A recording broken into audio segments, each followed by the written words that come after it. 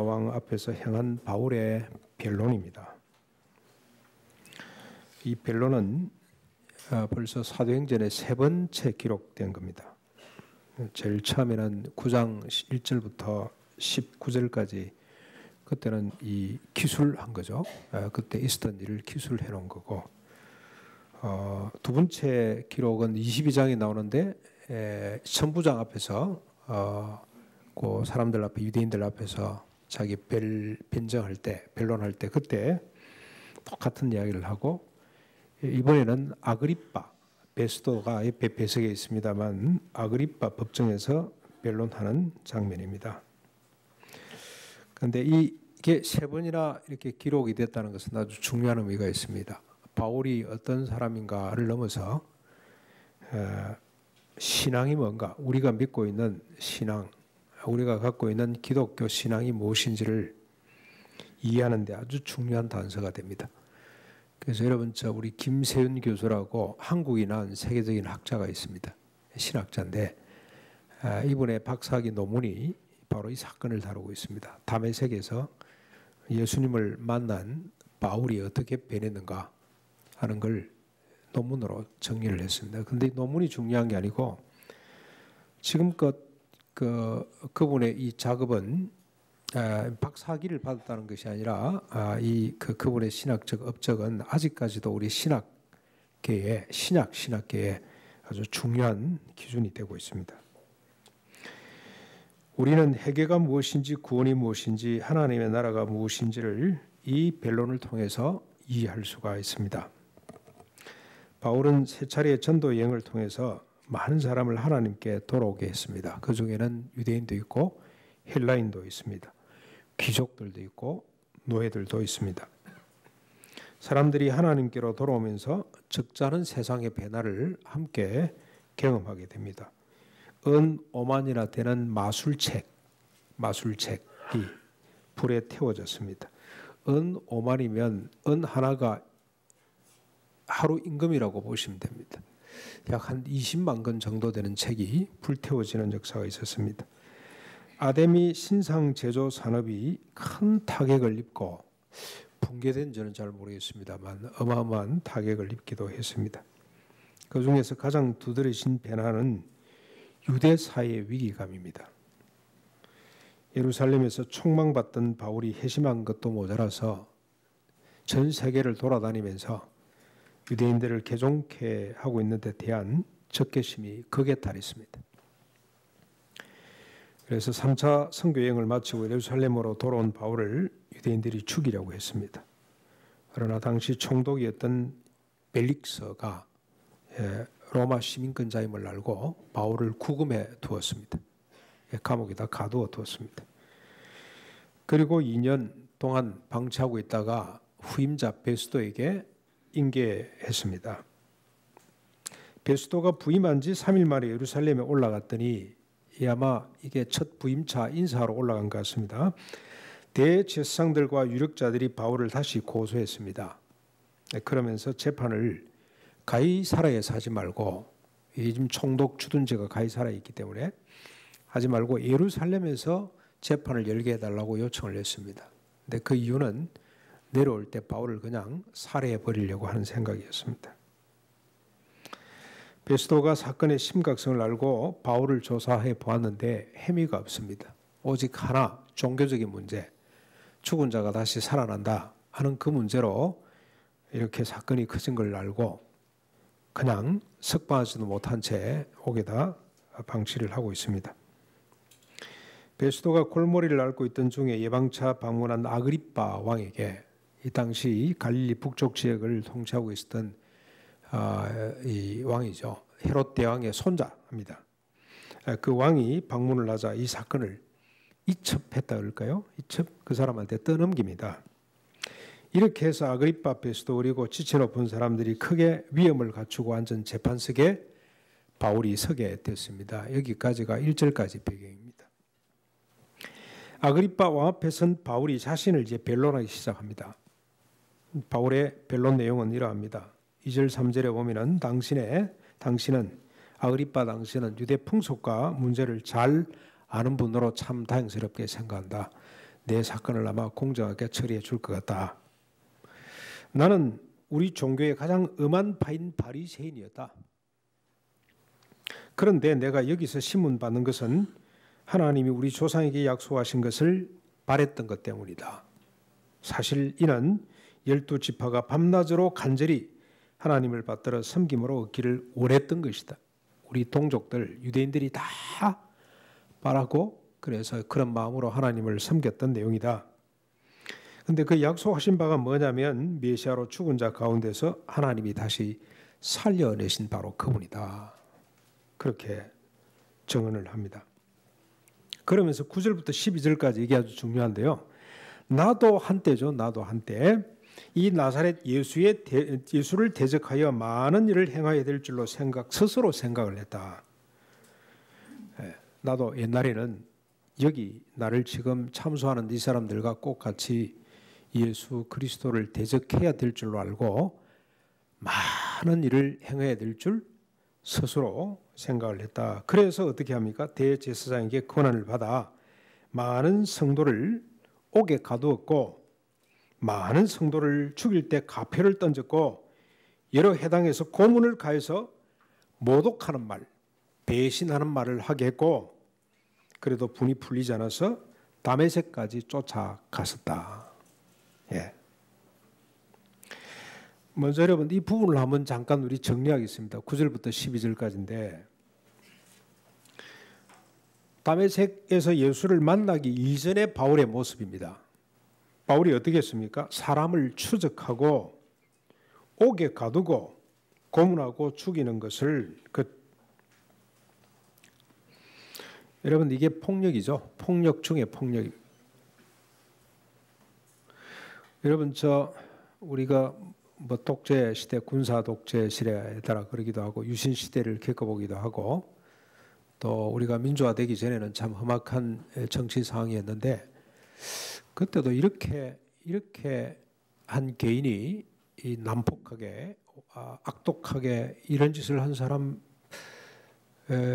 있는지 잘 모르겠어요.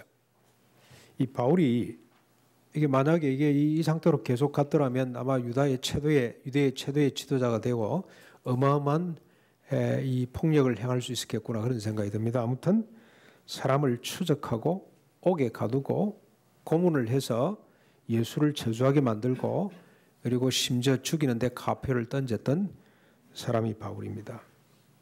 바울은 종교의 이름으로 신앙의 명분으로 조금도 양심의 가책이 없이 의분을 품고 이런 폭력을 자행했습니다. 원래 신앙과 종교는 아무리 그 수준이 낮아도 평화적이죠. 폭력을 완화하고 치유하는 속성을 가지고 있습니다. 특히 유대인들이 신앙의 근본으로 삼고 있는 율법에 의하면 개인에게 피해를 입히거나 어떤 집단에 피해를 입힌 사람을 제재하는 법은 있긴 합니다. 4배 배상하도록 하는 법이라든지 음행한 자를 현장에서 죽이라고 하는 법, 부모를 거역하거나 부모에게 폭행한 자를 살인으로 다루라 하는 이런 법이 있기는 합니다. 그러나 근본 정신은 많은 사람을 평화롭게 하고 복되게 하는 것이 이 율법의 근본 정신입니다. 그렇다면 여기서 자행한 바울의 폭력이 어디로부터 온 것인지를 우리가 좀 먼저 살펴야 됩니다. 9절 말씀을 보십시오. 바울의 고백 가운데 우리가 단서를 찾을 수가 있습니다.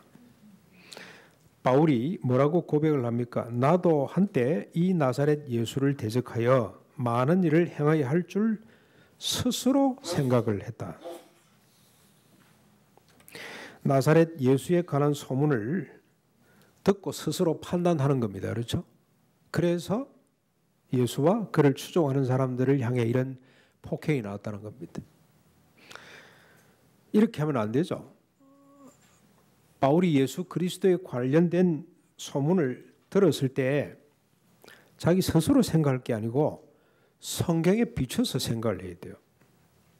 왜냐하면 성경에는 그리스도에 관련된 기사가 너무 많기 때문에 그가 날마다 읽고 있는 율법 선지서에 보면 예수 그리스도 그분이 오셔서 십자가를 지시고 부활하실 것에 대한 이야기가 도배를 하고 있습니다. 여러분 이사야서를 보면 그때는 하고 계속 나오죠. 언제입니까? 예수 그리스도가 오셔서 십자가를 지시고 부활하실 때 그때 이런 일이 나타날 것이다. 이런 일이 구체적으로 일어날 것이다 하는 기사들이 그렇게 많은데도 불구하고 그걸 기준으로 해서 생각하지 않고 자기 스스로 생각을 했다는 것이 문제의 근본입니다. 경건한 사람이면, 성경에 정통한 사람이라면 스스로 생각할 것이 아니라 성경 말씀에 비추어 봐야 하는데 바울은 그렇게 하지 않았습니다. 바울이 스스로 생각해 보니 예수는 서투른 말과 기행으로 혹시의 무민을 일삼는 낭인에 지나지 않습니다. 그리고 그를 추종하는 자들은 유대 사회를 혼란케 하는 잡배들, 시정 잡배들로 마땅히 제거되어야 할 대상이었습니다. 그런데 바울 스스로 생각한 것이 아닙니다. 자기는 스스로 생각을 했다고 하나 이미 유대 사회가 갖고 있는 생각과 다르지 않았습니다. 동시대에 풍미했던 집단 생각이라고 할 수가 있습니다. 유대 사회 전체가 갖고 있던 생각이라 그래도 됩니다. 오늘 우리가 갖고 있는 생각이 순수하게 내 개인의 생각이라기보다도 시대가 갖고 있는 생각하고 비슷하게 갈 경우가 너무 많지 않습니까? 그렇다고 보시면 됩니다. 집단이건 개인이건 인간의 생각은 선일 수가 없습니다. 부패하고 타락한 인간의 생각은 악할 뿐입니다. 로마서, 바울은 아마 이런 것들을 정리해서 이렇게 고백한 것 같습니다. 로마서에 보면 의인은 없나니 하나도 없고 깨닫는 자도 없고 평강의 길을 아는 자도 없다. 그걸 스스로 인식하고 깨우칠 자가 없다 그랬어요. 또 창세기 6장 5절에 보면 사람의 마음으로 생각하는 모든 계획이 항상 악할 뿐이다. 사람의 생각 속에서 선한 것이 나오지 않습니다. 아무리 갈고 닦아도 아무리 훈련하고 교육을 받아도 인간의 생각은 선이 될 수가 없다는 사실을 우리가 먼저 한번 정리하고 넘어가야 됩니다. 그래서 여러분 우리 생각을 너무 믿으면 안 됩니다. 그러던 바울이 바뀌었습니다. 2절부터 8절까지 우리가 앞에서 보았습니다만 다시 돌아가 보면 유대 사회로부터 죽임을 당할 수밖에 없는 상황으로 바뀌었습니다. 오히려 유대 사회에서 예수 믿는 사람을 제거하려고 했던 사람이 오히려 예수를 소개하는 사람이 되다가 유대 사회로부터 제거당할 수밖에 없는 상황으로 바뀌었습니다. 생각은 말할 것도 없고 인생 자체가 송두리째 바뀌었다고 할 수가 있습니다. 무엇이 바울을 바꿨는지 이것을 아는 것이 우리가 추구하는 영성이자 믿음의 실체가 되어야 됩니다. 소위 우리가 믿음을 갖는다. 뭔 믿음을 가져야 되냐? 무엇이 바울을 이토록 근본적으로 뒤바꿔놨냐? 그 원인을 아는 것이 믿음의 실체, 우리 영성의 실체라고 할 수가 있습니다. 이제 우리 바울의 변화를 한번 보시죠. 자신의 정 가운데 변론 가운데 있습니다. 바울은 순식간에 변해졌습니다. 다메섹으로 가는 길 위에서 정오점입니다. 13절 상반절에 밝히고 있습니다. 대단히 구체적이고 실제적이고 사실적입니다. 하늘로부터 해보다 더 빛난 더 밝은 빛이 번쩍였더라. 13절 하반절에 보면 하늘로부터 해보다 더 밝은 빛이 두루 비쳤습니다. 해보다 더 강렬한 빛의 존재가 나타났다는 뜻입니다. 여러분 세상에서 해보다 더 강한 빛이 있습니까? 저는 어릴 때 처음으로 전기 용접이 나왔습니다. 우리 집 앞에 집 옆에 철공소 큰 철공소가 있었는데 그분 사촌 되시는 분이 도자죠. 가지고 이제 뭐 토목 사업을 하시는 분인데 1년에 한 차례씩은 반드시 들려가지고 수리를 합니다. 한 보름 정도 수리를 하는데 공정을 짧게 하려고 밤 늦게까지 작업을 했어요. 그때 전기 용접봉으로 이렇게 용접을 하면 그 주변에 온 동네가 대낮처럼 휘어지는 걸 봤습니다. 그런데 낮에 용접을 하면 존재가 없습니다. 불빛이 보이지를 않습니다. 하는지 안 하는지도 모릅니다. 태양빛이 그만큼 강렬하기 때문에. 그런데 바울이 만난 존재는 그 태양빛보다도 더 빛난 존재였습니다. 이 빛을 본 바울과 그의 일행은 땅에 엎어졌습니다. 14절 상반절이죠. 바울과 일행을 다 땅에 엎어질 만큼 부정할 수 없는 존재가 나타났습니다. 그런데 그 존재가 누구냐? 14절 히브리 말로 말합니다. 그때 소리가 들렸습니다. 사울아 사울아 네가 어찌하여 나를 핍박하느냐? 가시체를 뒷발질하기가 네가 고생이구나. 태양보다 강한 빛의 존재, 사람들을 땅에 엎을 만큼 거부할 수 없는 존재는 사울아 사울아라고 이름을 부르시는 분입니다. 내가 어찌하여 나를 핍박하느냐? 가시체를 뒷발질하니 네 고생이 많구나 라며 바울이 지금 무슨 짓을 하는지 아시는 분입니다. 그래서 바울은 자신의 이름과 행동을 아시는 분에게 묻습니다. 15절이죠. 주님 누구십니까? 바울이 할 수 있는 일은 누구십니까? 라고 묻는 겁니다. 자신의 생각 밖에 계시는 분이기 때문에, 자신의 생각보다 먼저 계시는 분이기 때문에 규정할 수가 없습니다. 자기 스스로 규정할 수가 없어요. 자기 생각으로 이분을 재단할 수가 없습니다. 그래서 물을 수밖에 없습니다. 주님, 당신은 누구십니까? 빛으로 나타나신 분, 바울을 땅에 엎으신 분이 말씀합니다. 바울의 이름과 행동을 아시는 분이 말씀을 합니다. 15절 하반절, 나는 네가 핍박하는 예수라. 바울이 그토록 부정했던 십자가를 지시고 부활하셨다는 나사렛 예수가 자기 생각 속에 갇혀 있어야 될 예수가 지금 자신 앞에 섰습니다. 순간적으로 바울은 이분이 율법과 선지자가 그토록 말했으며 조상대대로 사모하고 기다렸던 바로 그 메시아임을 깨달았습니다. 바울은 성경적 지식이 충분한 사람이기 때문에 여기 기록은 되어 있지 않습니다만 순간적으로 깨달았습니다. 아, 우리들이 기다리던 성경에 말씀하신 그 메시아가 나사렛 예수 이분이 맞구나. 십자가에서 돌아가시고 3일 만에 부활하셨다는 예수의 소문이 진실임을 알았습니다. 그리고 믿었습니다.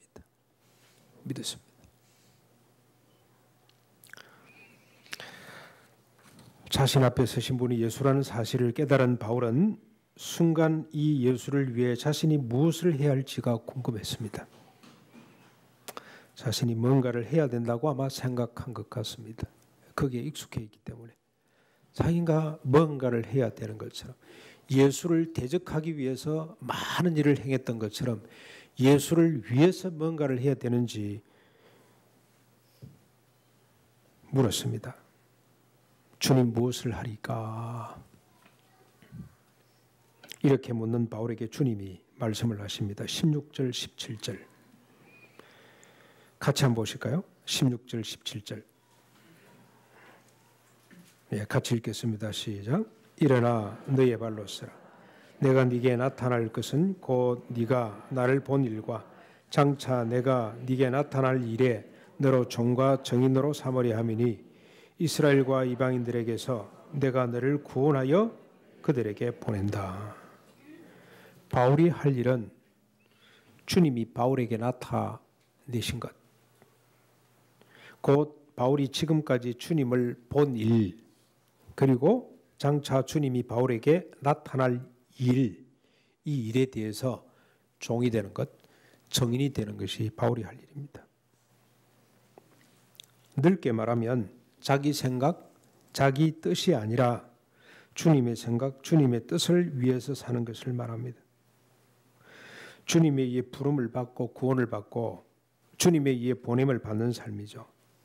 더 넓게 말씀드리면 바울이 스스로 생각하는 주체적인 삶이 아니고 이제는 종으로서, 증인으로서 사는 삶을 살아야 된다는 겁니다. 그게 바울이 할 유일한 일입니다. 그런데 바울이 자기 생각이 아니고 주님의 생각대로 살아야 될 이유, 그 내용이 뭔가? 종과 증인으로 살아갈 구체적인 내용이 무엇이며 주체적인 인간이 아니고 종과 증인으로 살아야 될 이유가 무엇인가를 우리가 살펴야 됩니다. 주님이 바울에게 나타난 것과 나타낼 것, 곧 바울이 주님을 본 일과 장차 볼 일이 뭔가? 대간절 뭔가? 18절을 한번 보십시오. 이것도 우리 같이 한번 읽어야 됩니다. 같이 읽겠습니다. 시작. 그 눈을 뜨게 하여 어둠에서 빛으로 사탄의 권세에서 하나님께로 돌아오게 하고 죄 사함과 나를 믿어 거룩하게 된 무리 가운데 기업을 얻게 하리라 하더이다. 이스라엘과 이방인 즉 인간으로 하여금 첫 번째는 눈을 떠서 어둠에서부터 빛으로, 바울이 증거해야 될 내용이고 하나님이 보여주신 일입니다. 앞으로 보여주실 일이기도 합니다. 첫째는 눈을 뜨게 하여 어둠에서 빛으로 나아가게 한 것. 둘째는 사탄의 권세에서 하나님께로 돌아오게 하는 것. 셋째는 죄 사함을 얻게 하는 것. 넷째는 주를 믿어 거룩하게 된 무리 가운데서 기업을 얻게 하는 것. 이게 하나님이 하신 일입니다. 그리고 하실 일입니다. 이 내용을 정언하는 것이 바울이 존재해야 될 이유입니다. 어둠에서 빛으로 간다는 것은 무슨 말입니까? 자기 생각에 갇혀 타자를 체포하고 구금하고 고문하고 죽게 했던 삶에서 주님의 생각을 따라 이웃을 위해 자신을 비우거나 죽어버리는 삶으로 가는 것을 말하죠. 어둠에 갇힌 사람의 특징은 자기밖에 몰라요. 자기가 이렇게 모든 걸 이 시각적으로 다른 사람이 보이질 않기 때문에 만져서 깨달아야 됩니다. 자기중심적으로 생각할 수밖에 없습니다. 사탄 권세에서 하나님께로 돌아온다는 것은 뭘 말합니까? 본질상 우리가 하나님께로 돌아오기 전에는 사탄에게 속한 사람들입니다. 사탄이 우리 지성, 감성, 의지를 주관하고 우리 몸까지도 주관하는, 그래서 도무지 벗어날래야 벗어날 수 없는 종이 되어 사는 삶을 말합니다. 그런 사람이 하나님께 속한 사람으로 하나님의 신의 성품에 참여하는 자로 돌아서는 걸 말합니다. 그게 주님께서 하신 일입니다. 하나님께서 하신 일입니다. 죄 사함을 얻게 한다는 것은 어둠에 갇히고 사탄에게 속박되어 저지른 모든 죄를 깨끗이 도말받게 되는 것을 말합니다. 주를 믿어 거룩하게 된 무리 가운데서 기업을 얻는다는 것은 주님을 믿음으로 거룩하게 된 성도들과 함께 천국을 유업으로 얻게 되는 것을 말합니다. 여기서 천국은 이미 시작된 천국, 교회를 통해서 우리가 부분적으로 경험을 하고 있습니다만 온전한 천국의 실체가 교회를 통해서 나타날 수가 있는데 아직 우리 믿음의 정도가 약하기 때문에 그러지는 못합니다만, 그러나 우리가 교회를 통해서 부분적으로 체험하는 천국, 용서하고 이해하고 같이 나누고 함께 떡을 떼고 천국의 모습이죠. 그리고 앞으로 우리가 누리게 될 새하늘과 새 땅, 이게 우리 기업으로 받게 된다 그런 뜻입니다. 이것이 주님이 행하고 행할 일로 바울이 보고 들은 바였습니다. 그리고 바울이 증거해야 할 내용들이었습니다. 그런데 어떻게 주님이 이렇게 하시냐? 어떻게 어둠에서부터 빛으로, 사탄의 권세에서부터 하나님께 속한 자로 제 용서함과 그리고 기업을 받는 무리 가운데 하나가 되도록 하셨냐? 주님은 십자가 부활로 이 모든 일을 행하셨고 행하실 것입니다. 여러분, 로마서 6장 6절 7절에 보면 우리가 알거니와 우리의 사람이 예수와 함께 십자가에 못 박힌 것은 죄의 몸이 죽어 다시는 우리가 죄에게 종로로 타지 아니하리 함이니 이는 죽은 자가 죄에서 벗어나 의롭다 하심을 얻었느니라. 예, 빛에서 어둠에서 빛으로, 그건 여러분 신분 정도가 아니고 존재 자체가 바뀌는 건데, 예, 그리고 우리가 사탄의 종, 그래서 죄 지을 수밖에 없던 사람이 하나님께 속하여 의의 열매를 맺게 되는 이 비밀이 뭐냐? 십자가 죽음과 부활입니다. 예수님이 십자가에 못 박혀 죽은 것은 죄의 몸이 죽어 다시는 우리가 죄에게, 사탄에게 종로로 타지 않도록 하기 위한 하나님의 지혜입니다. 로마서 6장 10절 11절에 그가 죽으심은 죄에 대하여 단번에 죽으심이요 그가 살아계심은 하나님에 대하여 살아계심이 이와 같이 너희도 너희 자신을 죄에 대하여는 죽은 자요 그리스도 예수 안에서 하나님께 대하여는 살아있는 자로 여길지니라. 이게 사실이라는 겁니다. 영적 사실입니다. 예수님이 죽으시고 부활하심으로 말미암아 우리가 사탄에 대하여 죽었습니다. 더 이상 우리가 사탄의 종이 아닙니다. 그리고 주님의 부활로 말미암아 우리가 하나님께 속한 자로 다시 태어났다는 뜻입니다. 로마서 6장 20절 22절에도 너희가 죄의 종이 되었을 때에 의에 대하여 자유하였느니라. 너희가 그때에 무슨 열매를 얻었느냐? 이제는 너희가 그 일을 부끄러워하나니 이는 그 마지막이 사망임이라. 그러나 이제는 너희가 죄로부터 해방되고 하나님께 종이 되어 거룩함에 이르는 열매를 얻었으니 그 마지막은 영생이라. 영생, 새하늘과 새 땅에서 영원히 사는 이런 유산을 우리가 받았다 그런 뜻입니다. 너무나 신비스럽고 영광스러운 일입니다. 그래서 바울은 더 이상 자기 생각대로 살 이유가 없어졌습니다. 이 사실에 정인이 되는 삶이야말로 지상에서 가장 가치 있고 고상한 일이기 때문입니다. 그래서 자기 생각대로 살지 않습니다. 사랑하는 성도 여러분, 이 일은 오늘 우리에게도 행해졌고 맡겨졌습니다. 원래 우리는 어둠에 갇히고 사탄의 권세 아래 있었던 사람들입니다. 스스로 생각에 갇혀서 많은 사람들을 구분짓고 투옥하고 고문하고 죽이면서 분노했던 사람들입니다. 온갖 죄를 짓고 불의한 짓을 일삼았습니다. 그러나 이제는 하나님께로 돌아와 빛에 속한 자가 되었습니다. 죄 사함을 받고 거룩한 무리 가운데서 기업을 얻었습니다. 더 이상 자신을 위해 이웃을 부정하는 것이 아니라 이웃을 위해 자기 자신을 부정하는 사람이 되었습니다. 이 모든 일이 예수 그리스도의 십자가 부활로 이루어졌습니다. 바울이 이렇게 말합니다. 그리스도가 고난 받으실 것과 죽은 자 가운데서 먼저 다시 살아나사 이스라엘과 이방인들에게 빛을 비쳤다. 이건 바울이 말이 아니고 구약 성경을 인용해 온 말입니다. 예수 그리스도 십자가 부활로 말미암아 우리가 어둠에서부터 빛으로 옮겨졌습니다. 그래서 먼저 우리가 이렇게 살아내야 됩니다. 하나님이 우리에게 주신 선물입니다. 먼저 우리가 이렇게 살 수 있어야 됩니다. 그래서 어둠의 생각들을 날마다 물리치셔야 됩니다. 그 비결은 뭐냐? 나는 빛에 속한 사람이다. 나는 사탄에게 속해 있지 않고 하나님께 속한 사람이다 하는 이런 자기 정체성, 자기 믿음을 확고하게 가져야 됩니다. 요즘 우리 세상이 얼마나 어두운지 미투 운동을 통해서 우리가 발견합니다. 인식하고 있습니다. 안 걸릴 사람이 누가 있겠어요? 그런데 여러분, 우리 성경은 그 정도가 아닙니다. 여인을 보고 음욕을 품으면 이미 간음한 거나 마찬가지입니다. 그 정도 수준입니다. 우리에게 이런 수준의 법을 주신 이유가 뭔지 아십니까? 우리는 더 이상 어둠의 자녀가 아니고 사탄에게 속한 자녀가 아니라 빛에 속한 자녀가 되었고 하나님께 속한 사람이 됐기 때문에 이런 법이 주어졌습니다. 우리가 이 사실을 알아야 됩니다. 그래서 날마다 순간적으로 찾아드는 어둠의 생각을 떨쳐야 됩니다. 어둠의 생각이 뭐겠습니까?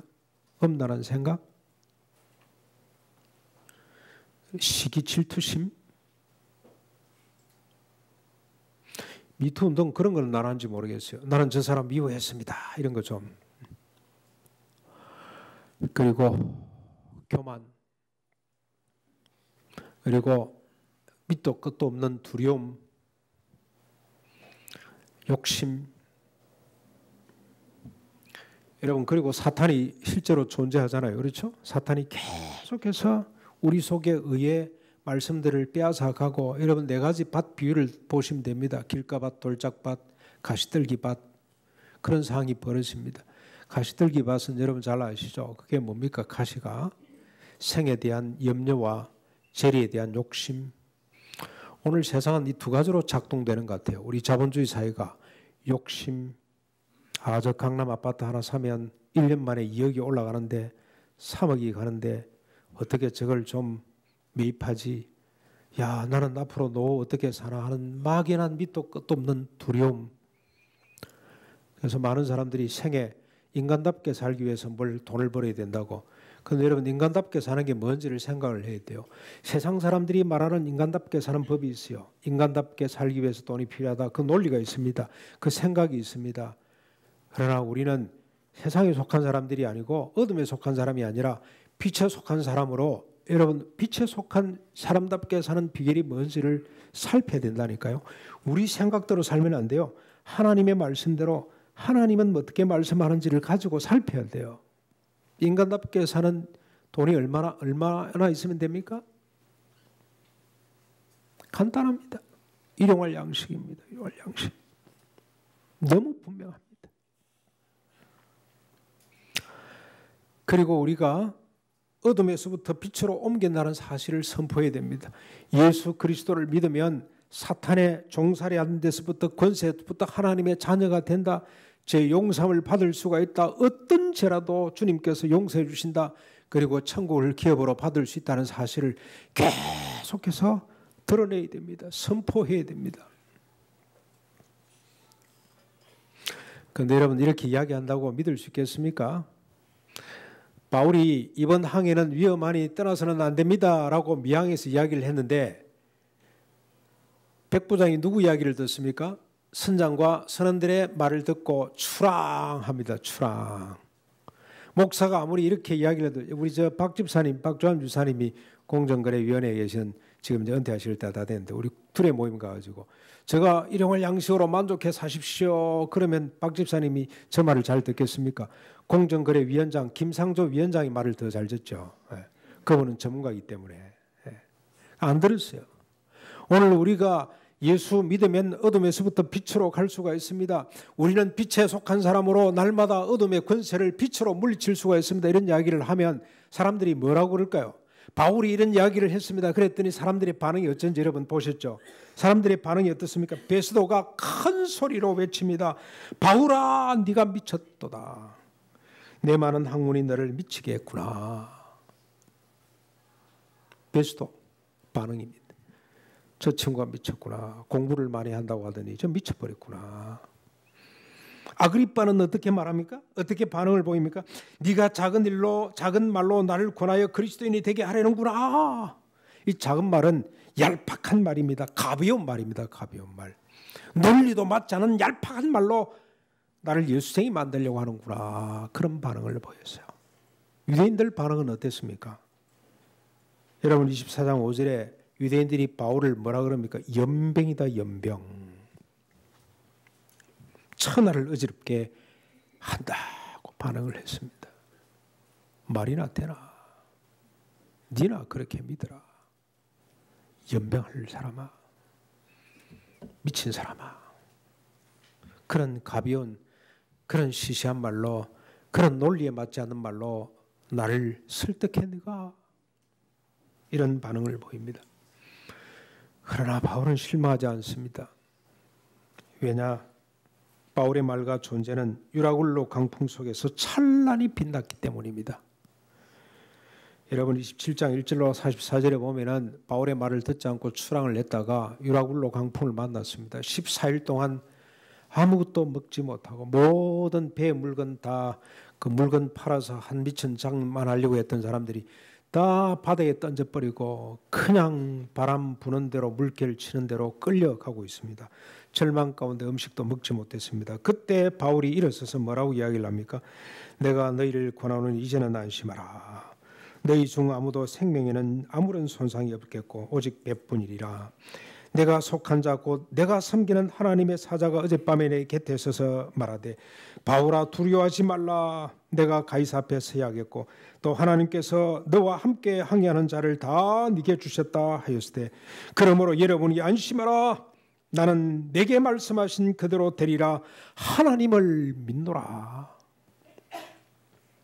날이 새어가매 바울이 여러 사람에게 음식 먹기를 권하며 이르되 너희가 기다리고 기다리며 먹지 못하고 줄인 지가 오늘까지 열날인즉 음식 먹기를 권하는 이것이 너희를 구원을 위한 것이요 너희 중 머리카락 하나도 잃은 자가 없으리라 하고 떡을 가져다가 모든 사람 앞에서 하나님께 축사하고 떼어 먹기를 시작하며 그들도 안심하고 받아 먹으니 배에 있는 무리의 수는 전부 276명이더라.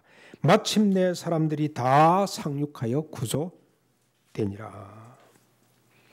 지금은 유라굴로보다 더한 강풍이 우리를 몰아치고 있습니다. 주님이 하실 일을 전하는 것만이 답입니다. 답.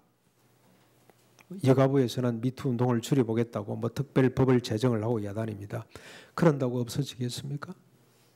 자업자득인데. 예? 돈을 주고 그런 짓을 하면은 죄가 안 되고 세상에 그런 법이 어디 있습니까? 희망은 음란이란 어둠에 사로잡힌 자를 빛으로 끌어내는 것밖에 방법이 없습니다. 빛 가운데 있으면 아무리 세상이 음란으로 칠흑 같은 어둠을 만들어 놔도 자유할 수가 있습니다. 이게 비밀입니다. 주님은 십자가 부활로 당신을 어둠에서 빛으로 옮긴다고 증언해야 합니다. 소리쳐야 됩니다. 내 말이 아니다. 내가 섬기는 하나님이 하신 말씀이다. 안심하라. 사탄의 권세에서부터 하나님께로 돌아오게 하신다고 우리는 큰 소리로 외쳐야 됩니다. 죄 사함을 받고 모든 죄 사함을 받고. 여러분, 우리 유명한 배우 한 사람이 죽었죠. 목을 매 자살했대 보니까. 죄책감이 그렇게 만들어요. 죄의 속성입니다. 죄는요, 우리 몸도 영혼도 사망의 구렁텅이로 몰고 가는 것이 사탄의 속성이고 죄의 속성입니다. 그러나 하나님의 역사 가운데는 예수 그리스도 그분이 십자가에 달려 돌아가심으로 우리 모든 죄를 깨끗이 용서받는다고 말씀을 하셨어요. 생각도 기억조차 아니하신다. 여러분, 미투 운동도 필요합니다만 용서 운동도 필요해요. 용서 운동. 죄책감에 사로잡힌 사람들에게 자유를 선포하는 이 운동도 우리가 해야 됩니다. 그래, 실수했구나. 자숙하자. 사과하자. 모든 죄값을 다 치르자. 그리고 자유라고 선포해 주는 것도 해야 되는데, 그렇지 않으면 여러분, 그 가족들이 얼마나 슬픔 가운데서 살아가겠습니까? 죄책감 속에 기도하면 제대로 못 펴고, 저 인간 봐라, 저 인간 봐라 손가락질 받고, 그건요 2차 3차 피해입니다. 죄 사함의 비밀을 우리가 선포해야 됩니다. 모든 인간은 연약하기 때문에 죄를 지을 수밖에 없지만 예수 그리스도의 피가 인간의 모든 죄를 다 용서해 주셨다는 이 법을 우리가 선포해야 됩니다. 그뿐만 아니고 거룩한 무리 가운데서 다시는 죄 지을 일이 없는, 다시는 어둠의 권세가 없고 사탄의 권세가 없는 새하늘과 새 땅을 우리가 기업으로 받을 것이라는 이 말을 외쳐야 됩니다. 그러면서 온 세상을 향해 안심하라 고 우리가 외쳐야 됩니다. 내가 속한 바 곧 내가 섬기는 하나님이 말씀하셨습니다. 나는 내게 말씀하신 그대로 되리라고 믿습니다. 그러므로 여러분들이요 안심하십시오. 안심하십시오. 여러분, 이번에 우리 정교인 수련회를 가난농군학교에서 꼭 좀 하자고 우리 위원들이 요청을 해서 허락을 받았습니다. 5월 4일, 5일, 6일, 3일 동안 있는데 거기에 가시면 여러분 꼭 보셔야 될 게 하나 있습니다.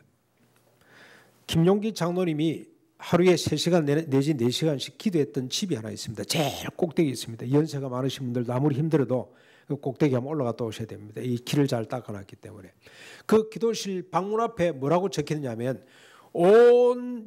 조국이여 온 계례여 가운데 안심하라 써 있었습니다. 이번에 그걸 써붙였을 때는 60년대, 50년대, 60년대 6.25 이후에 일제시대 6.25를 경험하고 큰 가난송에 고통당하고 있을 때입니다.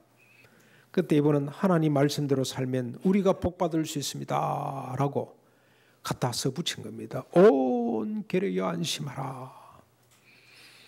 저는 적어도 예수 믿는 사람은 이런 용기, 이런 기백, 이게 광야의 영성이고 우리 두레교의 영성이 되어야 됩니다. 온 계례여, 조국이여, 세상이여 안심하라. 하나님 말씀 속의 길이다.